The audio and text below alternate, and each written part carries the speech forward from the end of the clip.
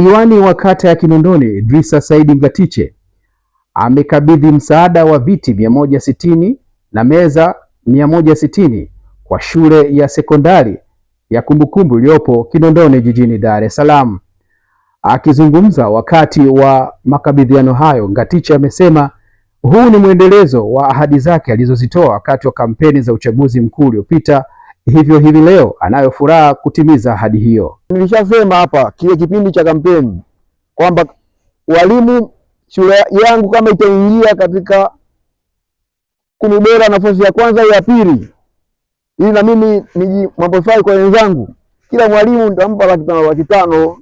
Aidha, diwani huyo ametumia fursa hiyo kuhamasisha walimu na wanafunzi wa shule hiyo kuongeza bidii katika kusoma na kufundisha, huku akiahidi kutoa kiasi cha shilingi 500,000 kwa kila mwalimu ambaye atafanya vizuri katika somo lake. Ukishakuwa mkaidi, basi hata mwalimu atashindwa kukuelekeza vizuri. Kwa hiyo niwaombe sana watoto, naamini tuna walimu wazuri ambao wamejitolea kuhakikisha kwamba watoto mnafanya vizuri, nanyi inabidi muyapokee haya, mfike kwa wakati, muwe na adabu, kuwasikiza walimu wanachowaambia. Naye mwalimu mkuu wa shule ya sekondari Kumbukumbu George Kapinga amemshukuru diwani huyo na kusema kwamba msaada huu kuja wakati mwafaka na ana imani utaleta na utatimiza malengo ambayo waliokusudia. Hii si mara ya kwanza kuja kwenye shule yetu. Umekuwa ukituletea madawati, umekuwa ukituletea kemikali. Sasa sisi tunajikuta tukiwa na deni kwako mheshimiwa diwani.